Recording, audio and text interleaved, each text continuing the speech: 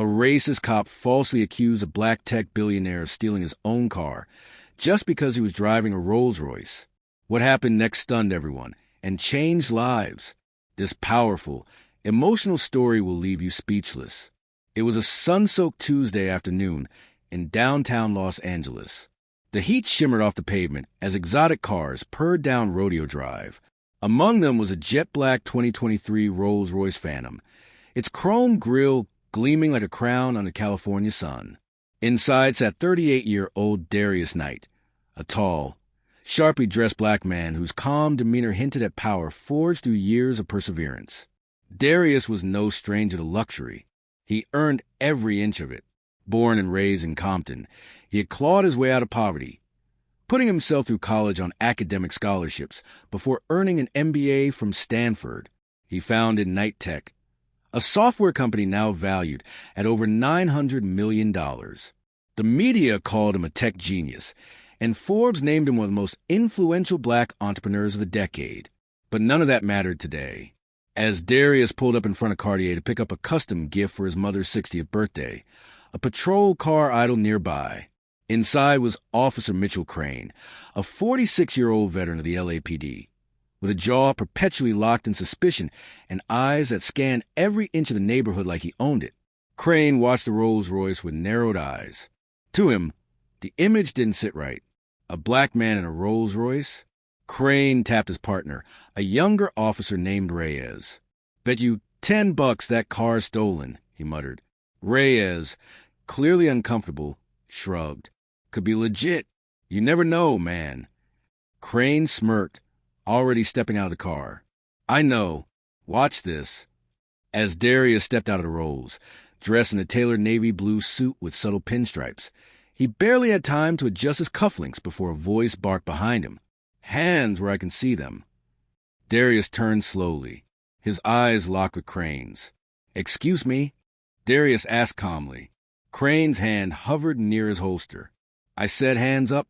Now, step away from the vehicle." A small crowd began to gather. "I haven't done anything," Darius replied, still composed but firm. "This is my vehicle. I have the registration, an ID inside." "Sure you do," Crane scoffed. "Step away from the vehicle, sir." "Officer," Darius said, his tone cooling, "I'm not resisting, but you need to de-escalate. You're making a mistake." "Are you threatening me?" Crane barked, his voice rising. Darius's voice never changed. "No, I'm reminding you that you're violating my rights." Crane, sensing that control was slipping from him in front of an audience, reached for his cuffs. That's when Reyes finally spoke. "Wait, let's just run the plates first. No need to cuff anyone." But Crane was past reason. He yanked Darius's wrist behind him, shoving him onto the hood of the Rolls-Royce. Phones came out. Cameras clicked. "You're making a mistake," someone shouted from the crowd. "I said don't resist." Crane yelled, pressing his weight onto Darius's back. "I'm not resisting." Darius grunted. "I'm the CEO of Knight Tech. Look in the glove box. My ID and business card are in there." Crane scoffed again. "Nice story. Heard 100 of them." Minutes later, Reyes returned from the squad car, face pale. He held a tablet displaying a photo of Darius, a headline reading, "Black Tech Mogul to Keynote Global AI Summit." Mitch," Reyes stammered. Crane turned. "What?" Reyes showed him the tablet. "He's telling the truth. This is Darius Knight. He's a billionaire tech guy, not a criminal." Crane stared at the screen. His grip on Darius's arm loosened. "That doesn't mean anything. Could be fake ID. Could be a setup." But Reyes shook his head. "There are 5 news articles. This guy's legit. And now half of Rodeo Drive has him on video." Crane slowly backed away. The crowd was murmuring now. Some booed. Others shouted. Darius stood up slowly, fixing his jacket. He looked straight into Crane's eyes. "Your badge number. Now." Crane hesitated. Darius took a step forward. "I said your badge number. I'll be filing a formal complaint. And believe me, I have the resources to make sure it doesn't get lost." Reyes, shame written all over his face, whispered, I'm sorry, Mr. Knight. Darius didn't reply. He turned back toward his car, opening the passenger door, pulling out his ID and handing it to Reyes. Next time, leave with this. Crane muttered something under his breath and retreated toward the squad car. His power had evaporated. The crowd applauded. Darius took one last look at Crane. You thought you were dealing with a stereotype. You were, just not the one you imagined. Then he got into his Rolls-Royce and drove off. By the time Darius returned to his penthouse that evening, his phone had already blown up. The incident had gone viral. Multiple angles of the altercation were circulating online, and the hashtags #DrivingWhileBlack and #JusticeForDarius were trending worldwide. CNN, MSNBC, even Fox News. Everyone wanted to comment. But Darius wasn't rushing to speak. He sat in silence, staring out over the Los Angeles skyline. Then he made a call to his longtime attorney, Alicia Monroe. This isn't just about me, he said. We need to do something bigger. Within 48 hours, Darius held a press conference. Calm, articulate, and commanding, he addressed the world. This is not about humiliation. This is about a pattern, deeply embedded in the bones of this nation. What happened to me could have easily ended in violence, or worse. And I am one of the lucky ones, wealthy, educated, visible. But what about those who aren't? What happens to them?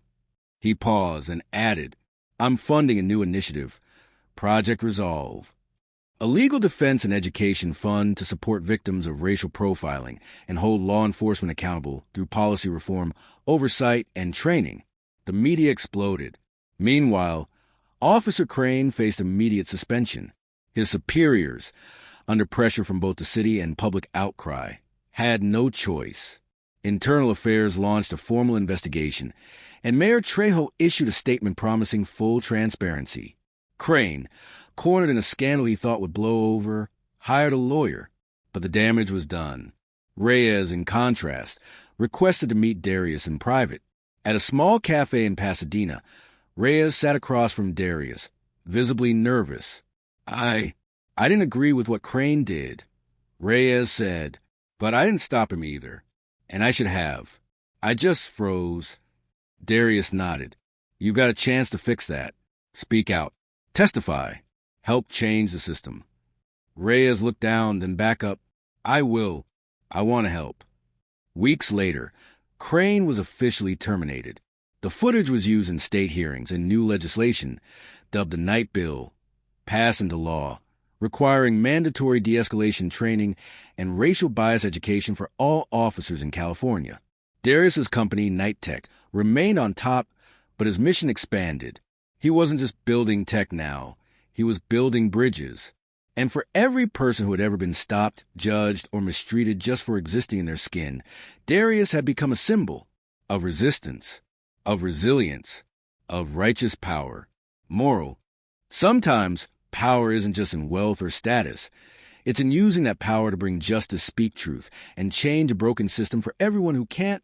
If this story moved you, don't forget to like, subscribe, and turn on notifications for more real, emotional, and inspiring stories that shine a light on truth. Your voice matters. Be heard.